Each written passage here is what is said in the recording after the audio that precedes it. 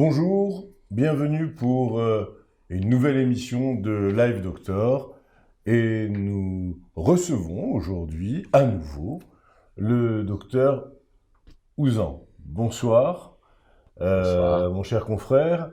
Nous avons déjà eu le privilège de vous avoir parmi nous où vous avez pu brillamment nous présenter certaines maladies cardiovasculaires d'importance et aujourd'hui c'est une nouvelle édition consacré aux maladies valvulaires dont vous êtes spécialiste.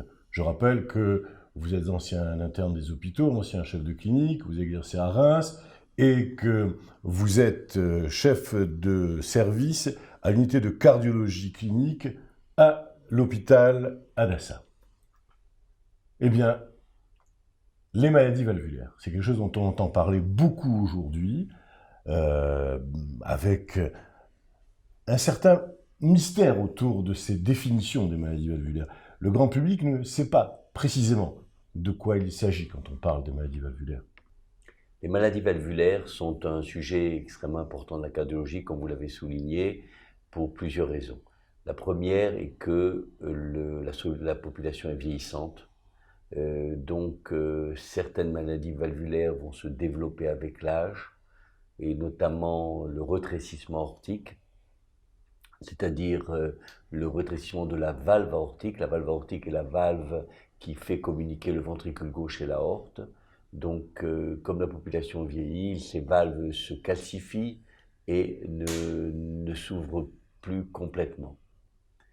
C'est la première maladie que l'on retrouve chez la personne âgée. La deuxième maladie est l'insuffisance de la valve mitrale. Et pour cela, je vais vous montrer aux téléspectateurs ce qu'est une valve mitrale.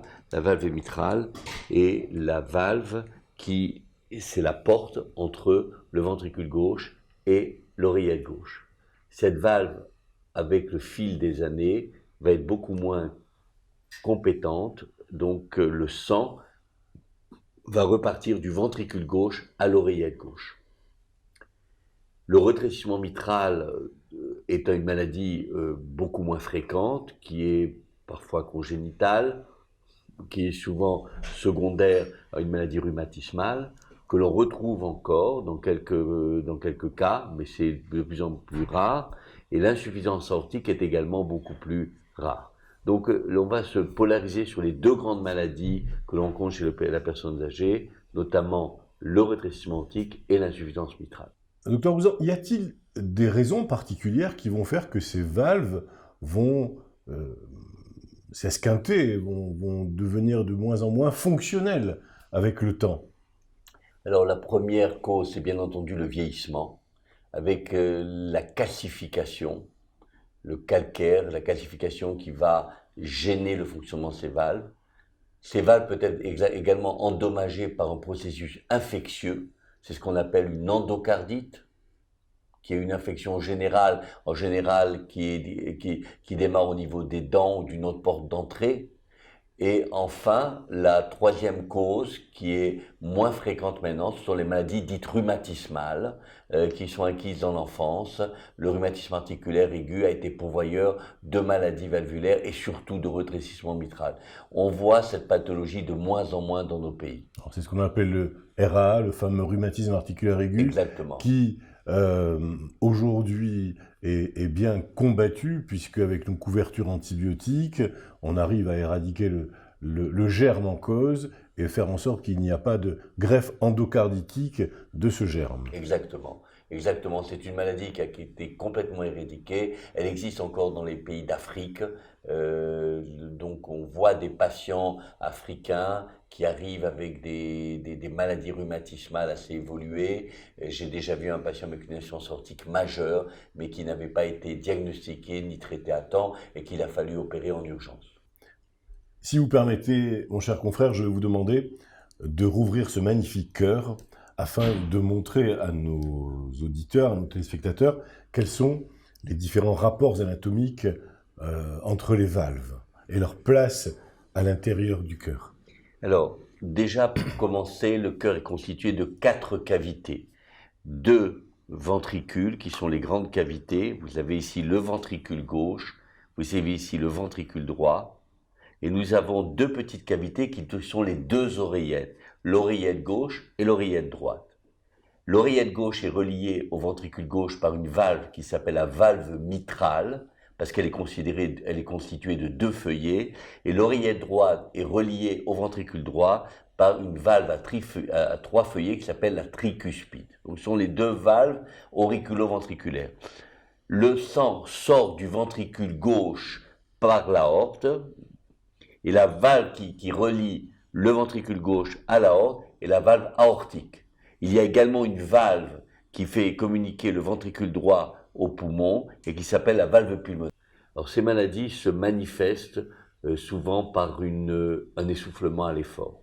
Le patient nous consulte pour un essoufflement, une difficulté de monter les escaliers, et le diagnostic repose en priori sur l'auscultation cardiaque. Une auscultation menée par un médecin généraliste retrouve un souffle cardiaque important, qu'on appelle en termes médicaux systolique en général, dont les caractéristiques sont particulières pour le retentissement aortique et pour l'insuffisance mitrale, et qui permet d'évoquer le diagnostic. Donc le premier diagnostic, en tout cas l'entrée de ce diagnostic, ça sera le médecin de famille qui, avec son stéthoscope, en écoutant le cœur du patient, entendra ces souffles qui sont des souffles pathognomoniques, qui sont des souffles reconnaissables. Exactement. Et donc, il aura en quelque sorte la puce à l'oreille, si je peux m'exprimer ainsi, et il va donc adresser son patient au cardiologue. Le cardiologue, dans un premier temps, va confirmer l'auscultation du médecin généraliste et va réaliser certains examens. Un électrocardiogramme de base et surtout une échocardiographie. Y a-t-il des signes d'appel? Y a-t-il des signes précurseurs? Est-ce que certains signes vont nous faire évoquer ce diagnostic? Comme nous l'avons signalé, c'est surtout l'essoufflement, la dyspnée d'effort. Le patient qui se fatigue à l'effort, qui peut avoir même quelques douleurs thoraciques à l'effort. Et il va consulter pour cette symptomatologie. Bon, certains cas arrivent brutalement à l'hôpital pour un syndrome d'œdème pulmonaire, c'est-à-dire qu'ils se lèvent dans la nuit et sont complètement étouffés, et donc arrivent à l'hôpital, et le diagnostic est fait à l'hôpital. Mais c'est un petit peu plus rare en fait, parce que en général, les généralistes font bien leur travail, découvrent un souffle cardiaque qui est important et adressent leur patient au cardiologue qui lui va faire les investigations.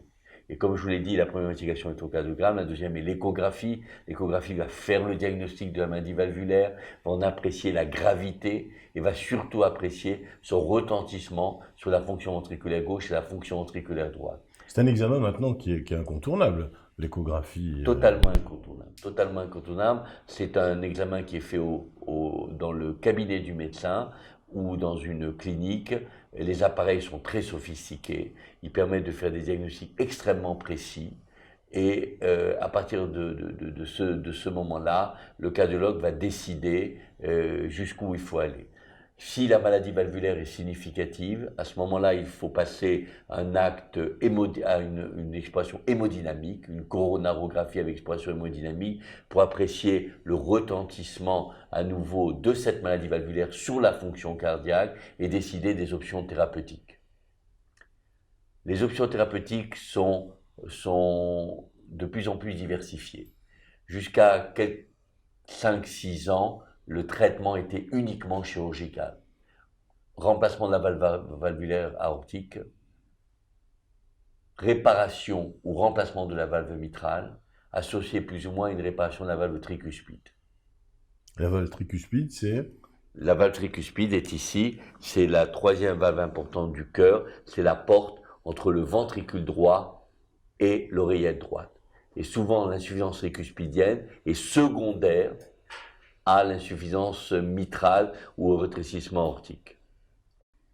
Les maladies les plus fréquentes que l'on rencontre dans nos pays, ce sont, je le rappelle, le rétrécissement de la valve aortique et l'insuffisance de la valve mitrale. Donc ce sont des pathologies de plus en plus fréquentes chez la personne âgée qui entraînent un essoufflement qui s'aggrave et dont le diagnostic est posé par l'auscultation et confirmé par l'échocardiographie. Quand l'échographie va mettre en évidence une maladie valvulaire significative, le patient va bénéficier d'une exploration coronarographique et angiographique, dont nous avons déjà parlé dans les missions précédentes au sujet de l'infarctus du myocarde, c'est-à-dire qu'une sonde va être montée au cœur par voie artérielle et veineuse et va permettre de mesurer les pressions à l'intérieur du cœur et d'apprécier comment la maladie valvulaire est significative sur le plan hémodynamique. Quand cette phase est effectuée, que le diagnostic est posé à la fois de la maladie valvulaire, de sa répercussion sur la fonction ventriculaire gauche, nous allons nous adresser à un traitement. Le traitement jusqu'à 6-7 ans auparavant était uniquement chirurgical. On parle d'un traitement qui est valable autant pour l'insuffisance mitrale que pour le rétrécissement. Exactement. Donc le traitement était jusqu'à quelques années auparavant uniquement chirurgical, remplacement de la valve aortique par voie chirurgicale. C'est une opération qui est excellente, elle donne d'excellents résultats même à des âges avancés. L'autre opération est la réparation ou le remplacement de la valve mitrale, qui également donne de bons résultats, qui est une opération plus risquée, parce que la valve mitrale est vraiment à l'intérieur du cœur, il faut ouvrir le cœur et arriver à cette valve. Cependant, nous avons de plus en plus de patients qui sont très âgés et qui ont surtout ce qu'on appelle des comorbidités, c'est-à-dire une insuffisance respiratoire, une insuffisance rénale, un âge très avancé, une perte de mobilité, qui rendent l'acte chirurgical extrêmement dangereux. Certains médecins ont développé des techniques de traitement valvulaire par voie percutanée.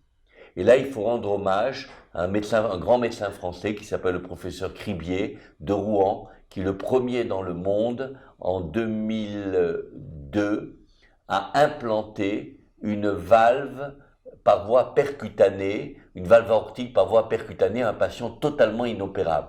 Pour vous expliquer le cas de ce patient, un patient qui avait été amputé, qui était en grande insuffisance respiratoire, que bien entendu les chirurgiens n'auraient jamais pris pour une opération chirurgicale. Et donc il a réalisé cette première mondiale qui a fait étape dans l'histoire de la médecine, et depuis, plus de 100 000 patients dans le monde ont bénéficié de cette technique. Donc, la chirurgie a fait des progrès, les traitements percutanés ont fait des progrès, surtout pour la valve aortique. La valve mitrale est encore un obstacle qui n'est pas complètement franchi. On peut traiter l'insuffisance mitrale par un procédé de clip qui vont essayer de resserrer les deux parties de la valve mitrale et donc limiter l'insuffisance mitrale. Les médecins ne cessent pas d'avoir de l'ingéniosité et plusieurs valves ont été mises au point pour être implantées par voie percutanée au niveau de la valve mitrale. Mais c'est encore assez expérimental, les résultats sont préliminaires, mais il est évident que dans quelques années, ça sera complètement établi. Il en est de même pour la troisième valve dont nous avons parlé, la valve tricuspide, qui est également, qui peut être traitée maintenant, dans certains cas, de façon percutanée. Docteur Bouzan, y a-t-il des raisons particulières qui vont faire que ces valves vont s'esquinter, vont devenir de moins en moins fonctionnelles avec le temps? Alors la première cause, c'est bien entendu le vieillissement, avec la calcification, le calcaire, la calcification qui va gêner le fonctionnement de ces valves. Ces valves peuvent être également endommagées par un processus infectieux, c'est ce qu'on appelle une endocardite, qui est une infection générale, en général qui démarre au niveau des dents ou d'une autre porte d'entrée. Et enfin, la troisième cause, qui est moins fréquente maintenant, ce sont les maladies dites rhumatismales, qui sont acquises dans l'enfance. Le rhumatisme articulaire aigu a été pourvoyeur de maladies valvulaires et surtout de rétrécissement mitral. On voit cette pathologie de moins en moins dans nos pays. C'est ce qu'on appelle le RAA, le fameux rhumatisme articulaire aigu, Exactement. qui aujourd'hui est bien combattu, puisque avec nos couvertures antibiotiques, on arrive à éradiquer le germe en cause et faire en sorte qu'il n'y a pas de greffe endocarditique de ce germe. Exactement. Exactement, c'est une maladie qui a été complètement éradiquée. Elle existe encore dans les pays d'Afrique.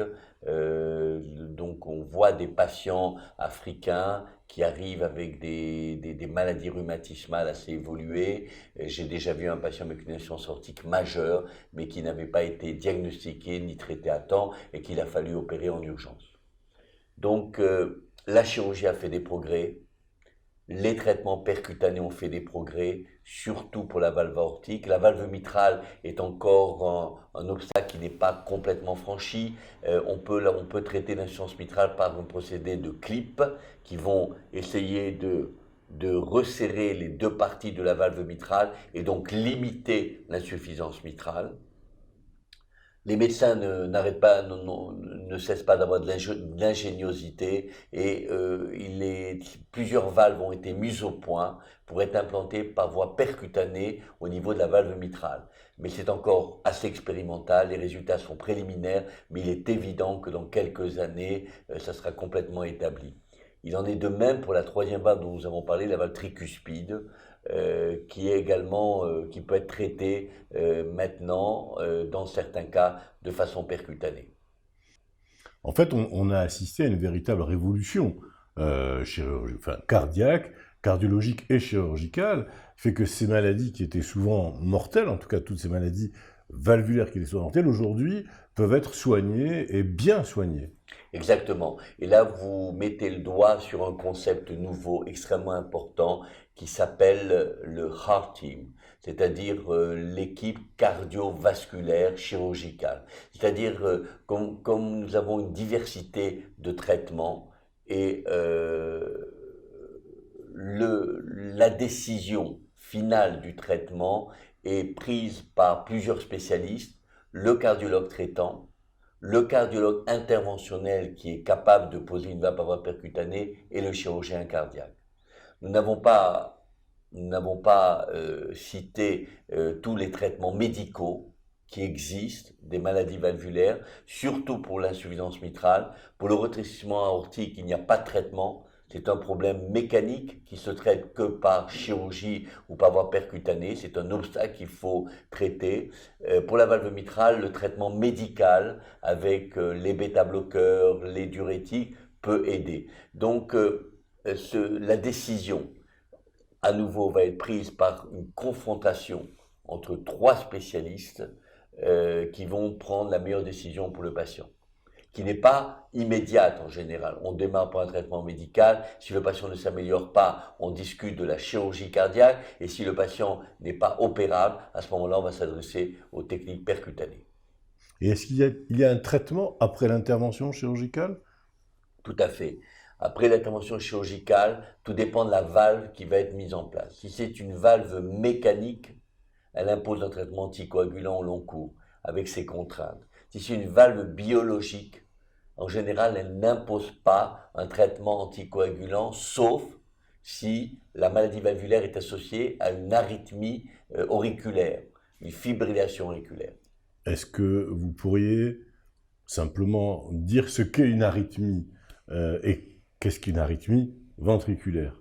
Alors, l'arythmie en général que l'on rencontre le plus souvent est une arythmie auriculaire, ce qu'on appelle une fibrillation auriculaire. L'arythmie, c'est quand le rythme cardiaque n'est pas régulier. Exactement, quand l'oreillette gauche ne travaille pas en même temps que le ventricule gauche, donc il y a une dysynchronie, et là, ça peut créer des caillots à l'intérieur du cœur. Et ce caillot peut se disperser dans tout l'organisme, notamment au niveau du cerveau, et être responsable d'accidents vasculaires cérébraux.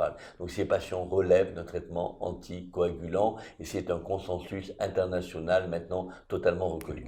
Qui a acquis depuis un certain nombre d'années. Exactement, exactement. Mais souvent, quand une maladie mitrale a duré des années, l'oreillette gauche est dilatée, et ce sont des patients qui, à 90% des cas, ont des fibrillations auriculaires qui imposent un traitement anticoagulant au long cours. Donc voilà, les maladies valvulaires ont fait l'objet, comme vous l'avez dit, d'une révolution. le traitement permet de s'adapter à tous, notamment aux personnes extrêmement âgées.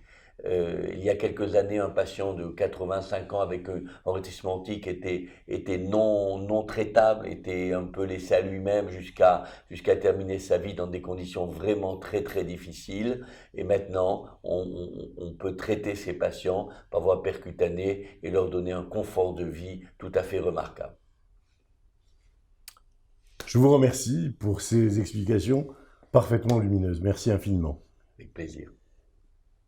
Bonjour et bienvenue dans cette nouvelle émission de Live Doctor avec aujourd'hui notre invité que vous commencez à bien connaître maintenant, le docteur Elisha James Ouzan. Je rappelle, vous êtes cardiologue, éminent cardiologue, que vous avez été ancien interne des hôpitaux à Reims, ancien chef de clinique, que vous avez une longue pratique de la cardiologie, que vous êtes un spécialiste de la chirurgie, de la cardiologie valvulaire et de l'insuffisance cardiaque, et que vous êtes chef de service à l'unité de cardiologie clinique à l'hôpital Adassa. Merci à vous d'être encore présent avec nous aujourd'hui pour aborder un sujet capital, fondamental en ce qui concerne la médecine et la cardiologie. Je veux parler de l'hypertension artérielle. C'est quelque chose qui aujourd'hui s'entend quotidiennement. Nous connaissons tous des hypertendus, nous sommes parfois nous-mêmes hypertendus, et on ne peut pas ne pas parler de médecine aujourd'hui sans aborder ce sujet. Alors, c'est quoi l'hypertension artérielle, docteur Ouzan ? L'hypertension est une maladie, comme vous l'avez souligné, de plus en plus fréquente. Elle atteint environ un Français sur 3, et je dirais que c'est le tribut de la vie moderne. L'hypertension est souvent provoquée par une inactivité, une sédentarité, également un abus alimentaire de sel, et enfin, souvent une vie stressante, avec un sommeil qui n'est pas complet. Au-delà de ces paramètres, il y a bien entendu les critères génétiques. L'hypertension est donc extrêmement fréquente. Elle est souvent symptomatique. Le patient va venir consulter pour des céphalées, pour des vertiges, pour des maux de tête. Et donc le médecin, en prenant la pression artérielle de façon très précise, va faire le diagnostic, mais dans quelques cas, elle est totalement asymptomatique. C'est-à-dire elle va être découverte de façon fortuite pour un examen médical de routine ou pour un autre problème cardiologique. Il faut traiter ces hypertensions artérielles car c'est une cause importante d'accident vasculaire cérébral. Et les traitements se sont diversifiés, comme vous le savez, dans les dernières années. Nous avons plusieurs médicaments qui sont de mieux en mieux tolérés, donc les patients en général prennent leur traitement parce qu'ils éprouvent une amélioration, beaucoup moins de céphalées, ils se sentent beaucoup mieux, ils se sentent beaucoup moins essoufflés. Et donc, le traitement a été un apport important pour ces malades. On a tendance à dire que nous avons l'âge de nos artères. L'hypertension artérielle est le reflet de l'état de ces artères. Exactement, exactement. Et c'est-à-dire qu'un patient hypertendu est considéré comme ayant un facteur de risque des maladies cardiovasculaires. C'est un facteur de risque important, aussi bien associé au cholestérol, au tabac, à l'hérédité de maladies cardiovasculaires. Donc tous ces éléments vont placer le patient comme sujet à risque. À risque de quoi? De maladies cardiovasculaires, notamment d'angine de poitrine, d'infarctus du myocarde, et nous y reviendrons après, d'insuffisance cardiaque. C'est la première étape dans la pathologie cardiologique d'un patient. Donc il faut la traiter dès le départ et ne pas attendre que cette hypertension soit installée et retentie sur la fonction ventriculaire gauche et entraîner une insuffisance cardiaque pour commencer à traiter le patient.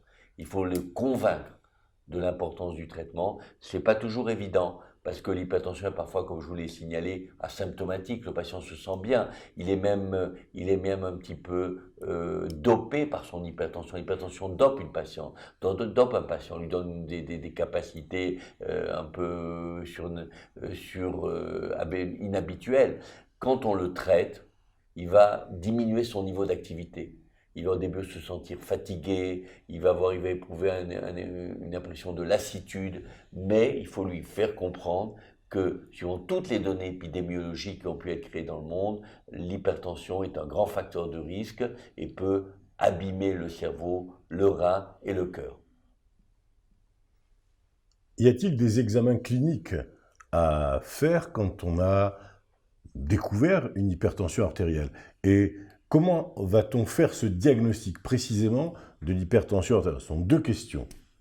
Alors, à la première question importante, le diagnostic n'est pas toujours évident parce qu'il faut prendre la pression artérielle de façon très standardisée. Avec un appareil à mercure, il faut attendre que le patient soit reposé, il faut essayer de limiter le stress qui est occasionné par la consultation au cabinet médical. C'est l'effet blouse blanche. L'effet blouse blanche. Et il faut prendre en principe plusieurs fois dans les deux bras, au niveau des deux bras. Les critères d'hypertension ont diminué avec le temps.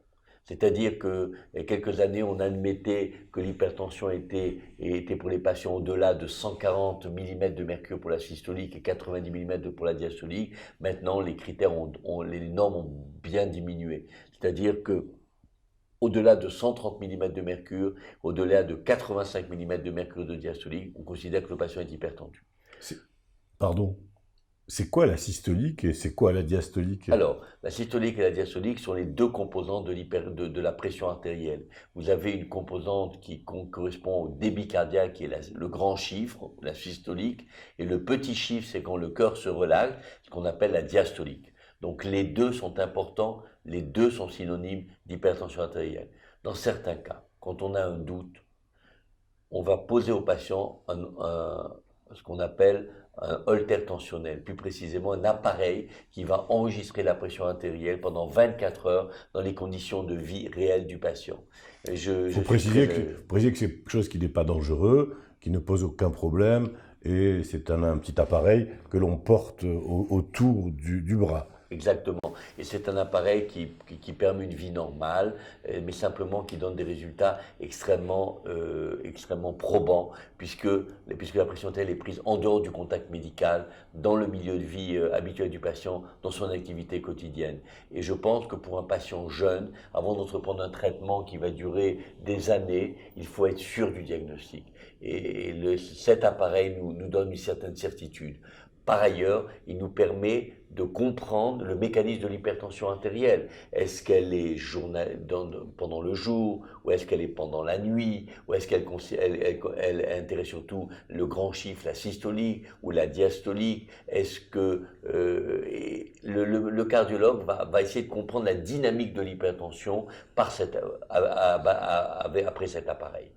Donc pour ma part, c'est un examen fondamental, comme vous l'avez signalé, tout à fait bénin, qui n'est absolument pas dangereux, qui peut être répété, qui élimine l'effet blouse blanche et qui permet d'avoir un diagnostic positif et même d'étiologie. Parce que quand vous avez un holter tensionnel qui va montrer que la nuit, la pression artérielle est très élevée, ça nous oriente vers une maladie du sommeil, vers des apnées du sommeil qui peuvent être traitées et par ce biais, améliorer le confort de vie du patient et surtout traiter l'hypertension artérielle par ce biais-là. Donc ça, c'est la première étape. La deuxième étape, apprécier la répercussion de l'hypertension artérielle. C'est donc le bilan biologique que vous allez mettre en œuvre. Voilà. Il y a un bilan biologique élémentaire, notamment le dosage du potassium, le dosage de la créatinine, de la fonction rénale. C'est très important parce que l'hypertension est une grande pourvoyeuse d'insuffisance rénale. Donc il faut d'emblée rechercher une insuffisance rénale, une albuminurie et bien entendu rechercher les facteurs de risque associés. Il faut doser un cholestérol, il faut doser également le sucre pour voir si le patient n'est pas en diabète ou en prédiabète. Donc tous ces examens sont absolument capitaux, ils sont relativement simples, ils n'imposent pas de grandes investigations et permettent d'orienter déjà le patient vers un traitement. Une fois que ces examens biologiques sont faits, il faut faire un électrocardiogramme de base pour voir s'il n'y a pas une arythmie, pour voir s'il n'y a pas une hypertrophie du ventricule gauche, hypertrophie du cœur. Et enfin, je considère qu'il faut faire une échographie Oui, une fois dans la vie. Voilà, j'allais vous le dire. Donc, éventuellement, après l'électrocardiogramme, l'échographie se fait maintenant de plus en plus afin d'avoir une image du cœur. Exactement. Il faut, une fois dans la vie du patient, faire une échographie. Ce sont les recommandations de la Société américaine d'hypertension artérielle. Et je pense que dans la pratique quotidienne, il est absolument capital. Pourquoi? Parce qu'on peut découvrir un élargissement de l'aorte, on peut découvrir une maladie valvulaire, on peut découvrir une insuffisance débutante du ventricule gauche. Donc, l'échographie est un élément absolument capital. Il n'est pas nécessaire de le répéter, mais au moins une fois dans la vie d'un patient hypertendu, d'avoir une idée de sa fonction cardiaque et de ses valves. Je pense que c'est très important. Donc, pour reformuler, maladie très importante qui touche un Français sur trois, maladie dont le diagnostic est quasiment obligatoire. On peut dire aujourd'hui que quand il n'y a pas de signe, la découverte peut se faire d'une manière fortuite lors d'un examen médical traditionnel ou lors des consultations de médecine du travail, qui sont d'excellents moyens de dépistage de l'hypertension artérielle. Et une fois qu'on a donc cette suspicion, faire ces différentes étapes du diagnostic de l'hypertension artérielle, plus le bilan biologique, le bilan cardiovasculaire avec l'électrocardiogramme et l'échographie, et ensuite un traitement. Alors le traitement, c'est diversifié ces dernières années. C'est-à-dire que nous avions, il y a 30 ans, que 2 ou 3 médicaments pour traiter l'hypertension artérielle. Ces médicaments étaient très mal tolérés au long cours. Je prends l'exemple de la clonidine qui donnait une sécheresse de bouche. Je prends l'exemple de l'aldomètre, des médicaments de ce type-là qui entraînaient des rebonds à l'arrêt.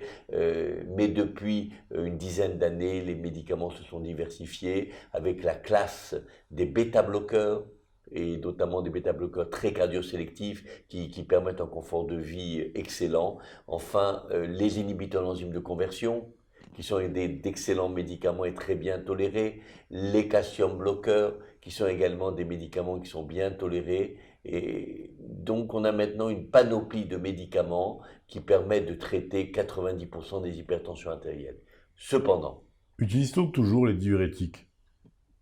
on utilise toujours les diurétiques. Ça reste un traitement important, ou en monothérapie, ou surtout en bithérapie. C'est-à-dire qu'on donne un inhibiteur d'enzyme de conversion et un diurétique, un bêta-bloqueur et un diurétique, un calcium-bloqueur et un diurétique. Cependant, certains malades, malgré ces associations, sont résistants au traitement. Alors, il faut s'assurer de la vraie résistance. C'est-à-dire que pour ces patients, il faut poser un haltère tensionnel, pour être sûr qu'ils sont vraiment hypertendus malgré le traitement et s'assurer qu'ils ont bien pris leur traitement. Alors pour ces patients qui sont dits résistants, une technique nouvelle est apparue qui s'appelle la dénervation rénale, c'est-à-dire aller avec un cathéter dénerver l'artère rénale. Cette technique qui a eu un très grand engouement au départ est maintenant très contestée, très contestée. Mais bon, elle est en voie de développement. Les années qui vont venir vont nous dire si c'est une technique valable ou non valable. Par contre, on a un vieux médicament qui donne des résultats remarquables dans l'hypertension résistance, qui s'appelle la spironolactone, et qui, en association aux autres médicaments, permet de contrôler plus de 50% des hypertensions dites résistantes. Donc, comme vous le voyez, nous avons des possibilités de traiter effectivement l'hypertension artérielle. Donc, il y a donc ces classes pharmacologiques qui sont donc les bêta-bloqueurs, les inhibiteurs de l'enzyme de conversion, les diurétiques, les calcium bloqueurs et éventuellement la spironolactone que l'on rajoutera dans les hypertensions artérielles résistantes. Exactement. Donc, si vous voulez, maintenant, on arrive à traiter 98% des patients hypertendus, à les équilibrer et surtout à ralentir la répercussion de cette hypertension sur la fonction ventriculaire gauche, sur les maladies valvulaires, sur la dilatation de l'aorte. Donc, c'est vraiment un problème de santé publique Il faut sensibiliser tous les médecins, surtout par le côté éducatif, parce que le patient va prendre son traitement pendant 1 semaine, 2 semaines, et va se lasser. Donc le médecin va être là pour lui expliquer l'importance du traitement, l'importance de la continuité de ce traitement, car c'est la porte d'entrée de toutes les maladies cardiovasculaires. Je voudrais, si vous permettez, que vous reveniez rapidement sur ces facteurs de risque de l'hypertension artérielle. Au-delà du diagnostic, au-delà du traitement qui a été mis en marche, et donc de son efficacité avérée, espérée en tout cas, il y a des consignes de vie à appliquer. Tout à fait. Vous avez entièrement raison. Et dans ce domaine-là, la pratique américaine se distingue de la pratique européenne. Les Américains, les médecins américains, quand ils ont un patient à leur cabinet qui est hypertendu, ils ne commencent pas de traitement médical au début. Ils conseillent au patient une reprise de l'activité physique régulière, une alimentation équilibrée avec moins de sel, et revoient en général le patient quelques mois après et décident s'il est nécessaire ou non d'entreprendre un traitement. Avec une perte de poids, une demande de perte de poids aussi. Avec également une perte de poids, tout à fait. Il y a une corrélation aujourd'hui évidente entre la perte de poids et l'hypertension artérielle? Il y a une corrélation. Enfin, entre le poids et l'hypertension artérielle? Il y a une corrélation qui est moins forte qu'on ne pensait. Beaucoup de patients ont perdu du poids et ils n'ont pas été pour autant hypotendus. Donc, c'est une idée qui a prévalu, qui existe, mais qui est beaucoup moins forte qu'on pouvait penser. En Europe, on a peur. Un médecin voit un patient hypertendu, il a peur de l'impact médico-légal, il démarre un traitement tout de suite. Je pense qu'il faut avoir une attitude un petit peu mitigée entre les deux extrêmes. C'est-à-dire, il faut d'abord confirmer le diagnostic, souvent par un holter tensionnel. Deuxièmement, indiscutablement conseiller aux patients la perte de poids, la reprise d'une activité physique régulière et une alimentation beaucoup plus équilibrée. Mais on ne peut pas non plus attendre trop longtemps de démarrer un traitement. Parce que des accidents cardiovasculaires sont apparus entre le premier contact médical et le début du traitement. Et notamment l'accident vasculaire cérébral qu'il faut éviter à tout prix. Donc il faut être prudent et il faut être proactif devant une hypertension artérielle élevée. Il faut traiter. Il faut traiter. Voilà. Et tout simplement parce que les traitements sont efficaces. Il a été démontré par les études épidémiologiques que les patients, que cela limitait les complications cardiovasculaires, infarctus, angine de poitrine, insuffisance cardiaque. Donc on ne peut pas nier ces données maintenant qui ont été amplement confirmées, et surtout que les médicaments maintenant de l'hypertension artérielle sont bien tolérés, permettent un confort de vie normal. C'est-à-dire que le patient prend son médicament le matin avec son café du matin et vit une vie normale.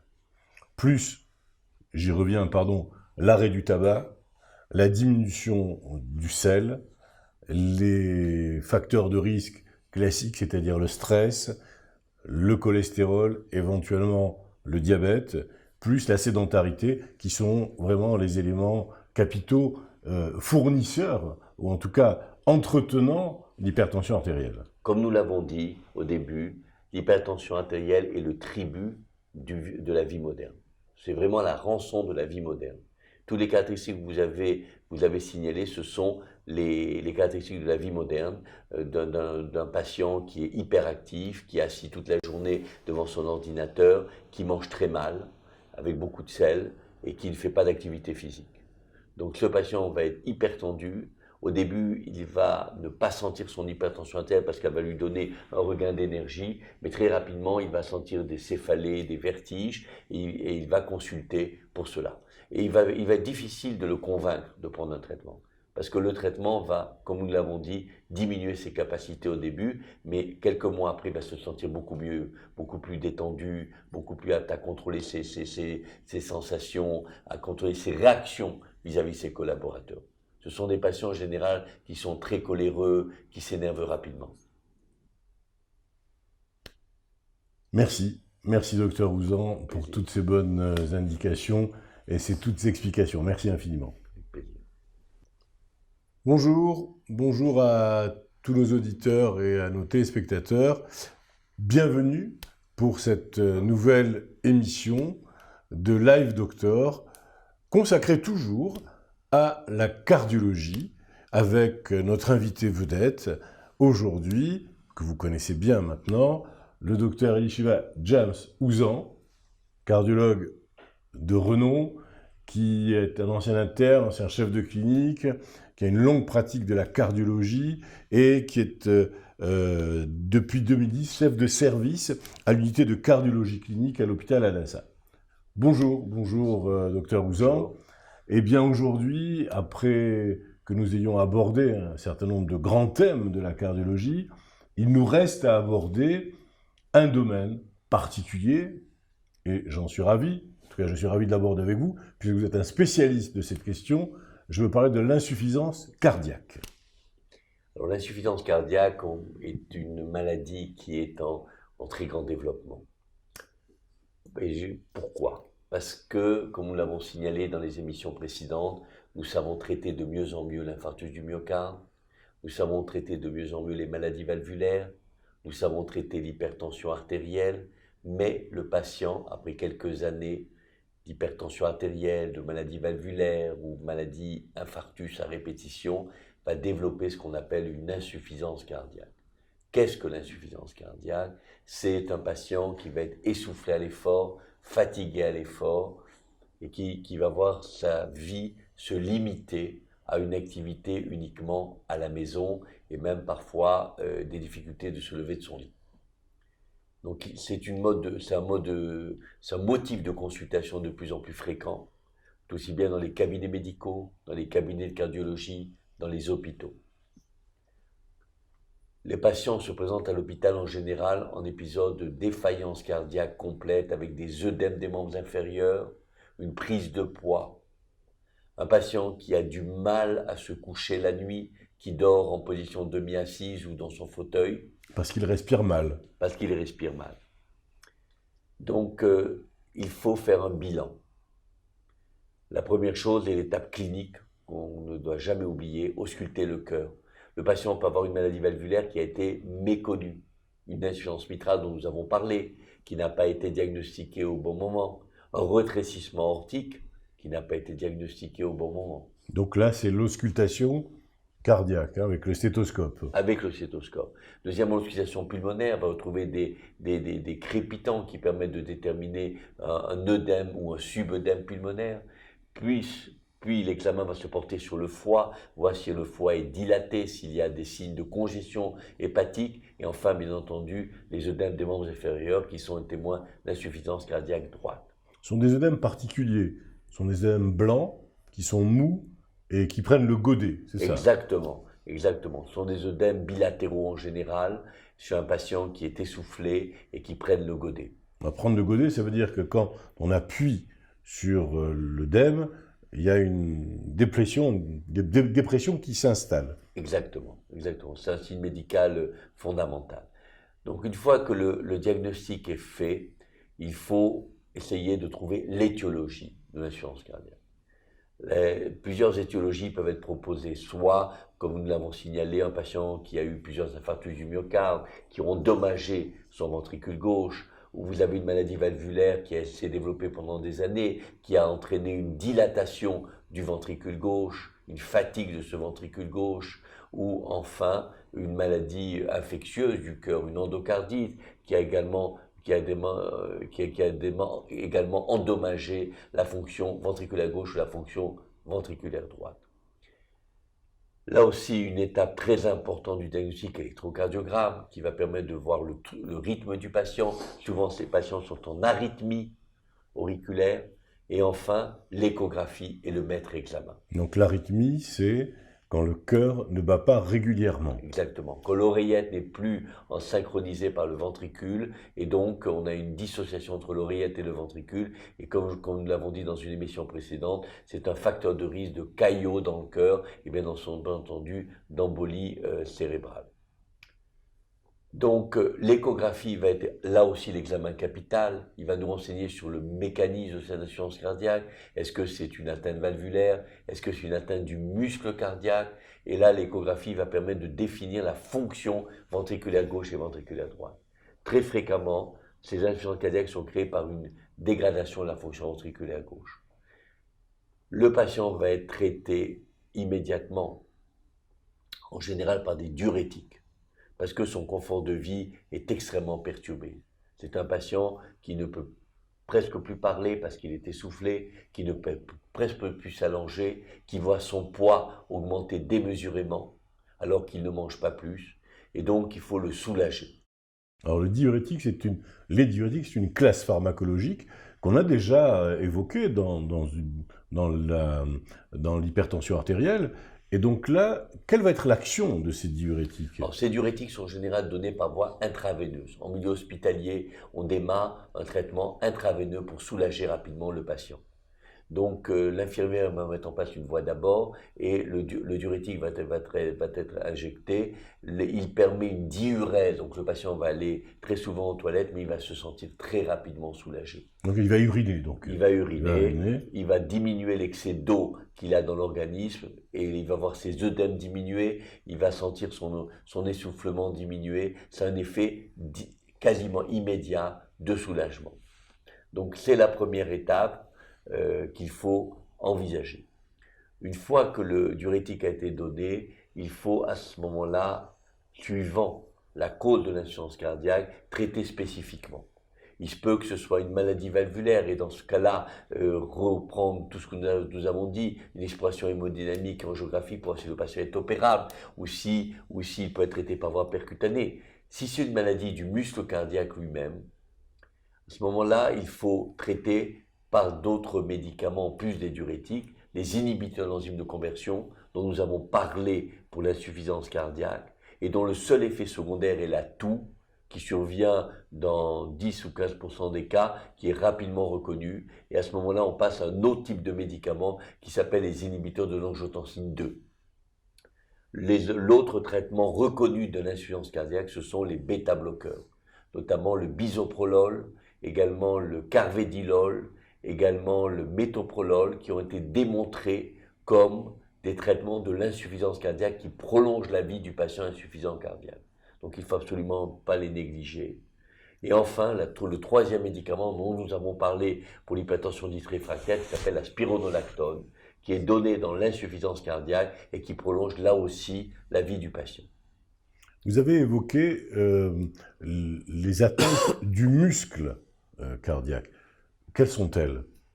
Alors, c'est une atteinte de la fibre cardiaque, comme nous l'avons signalé, qui peut être secondaire à un infarctus étendu, une maladie valvulaire qui a été négligée, qui a retenti sur le ventricule gauche, qui se dilate. Le traitement de la maladie valvulaire, le traitement d'insuffisance de l'infarctus du myocarde, mais il y a des patients qui ont dépassé ce stade. Et à ce moment-là, il faut envisager d'autres thérapeutiques. Et se sont développés chez les patients relativement jeunes le cœur artificiel, qui est de plus en plus répandu, qui est d'une grande astreinte, mais qui permet aux patients de vivre.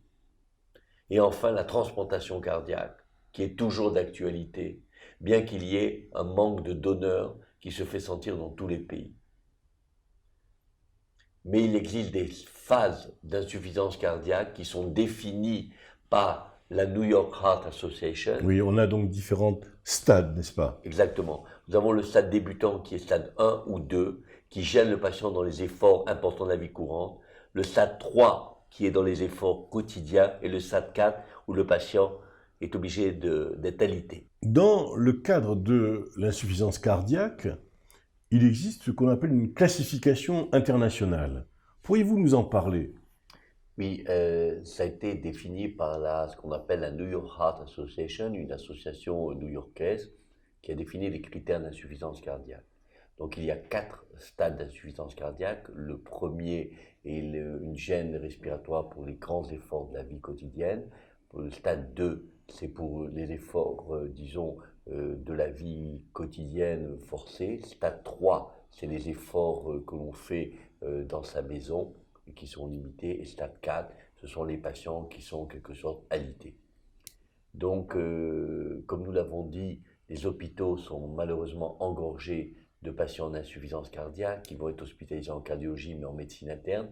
Donc pour limiter cette lourdeur thérapeutique, les hôpitaux ont mis au point, et les organismes de santé ont mis au point des hospitalisations de jour.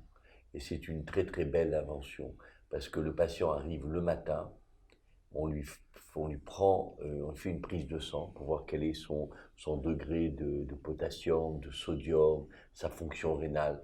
D'ailleurs, il faut signaler que l'insuffisance cardiaque est souvent associée à une insuffisance rénale.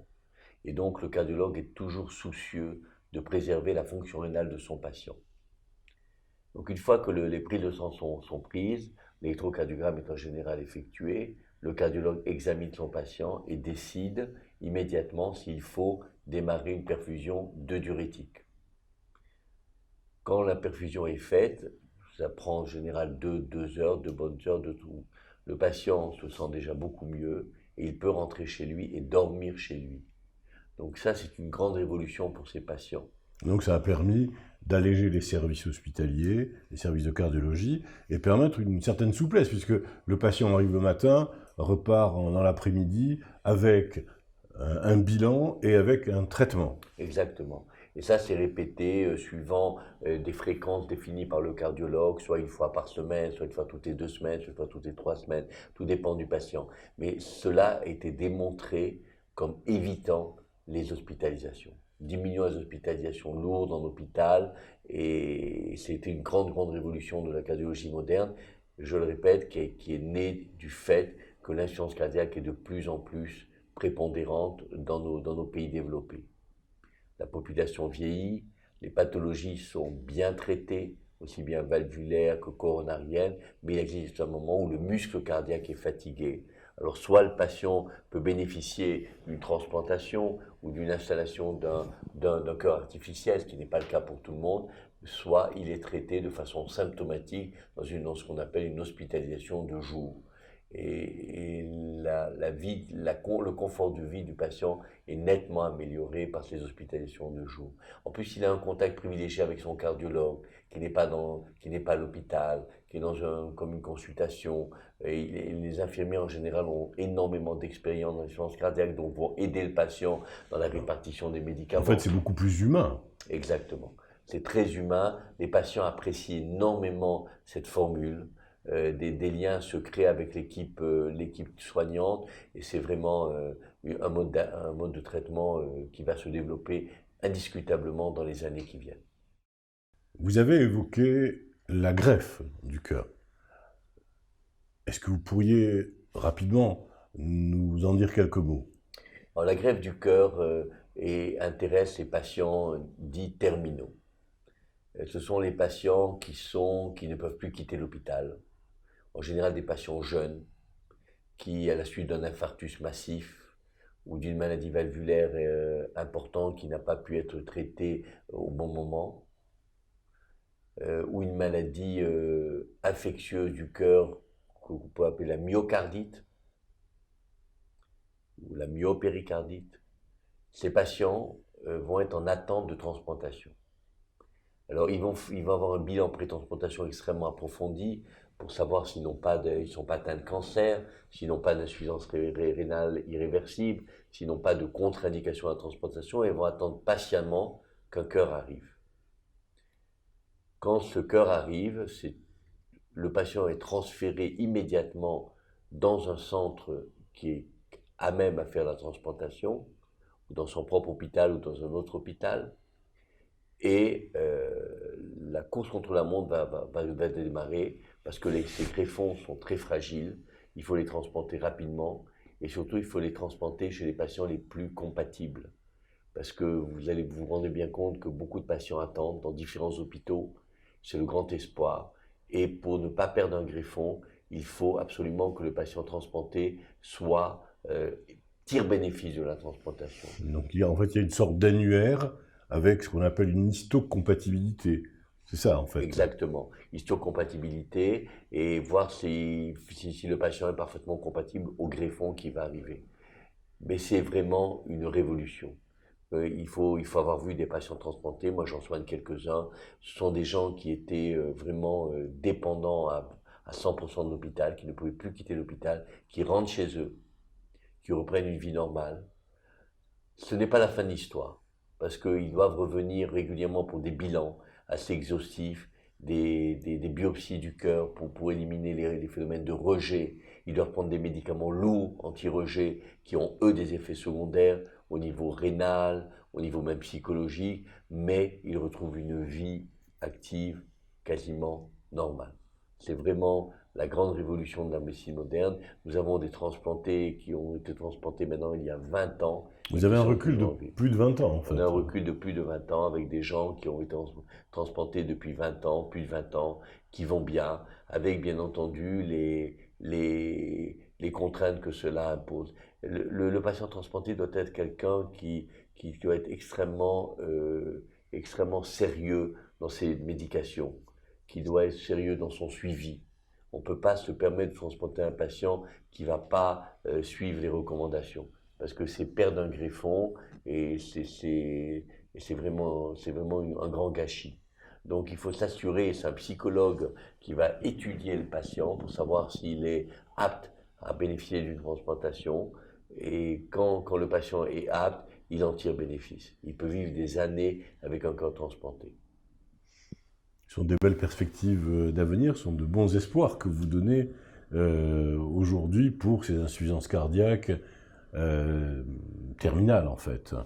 Mais il ne faut pas arriver à ce stade. Et pour ne pas y arriver, eh bien, je vous invite à voir, à revoir toutes les émissions de Live Doctor sur ce sujet de la cardiologie avec notre invité dont je vous avais vanté les mérites de pédagogue, et vraiment, vous verrez que vous ne serez pas déçus. Mon cher confrère Dr Ouzan, merci infiniment. Merci à vous d'avoir participé à cette aventure de Live Doctor et de pouvoir ainsi pu dispenser un certain nombre de renseignements, d'informations, d'enseignements à tous nos auditeurs. Merci à vous. Avec le plus grand plaisir.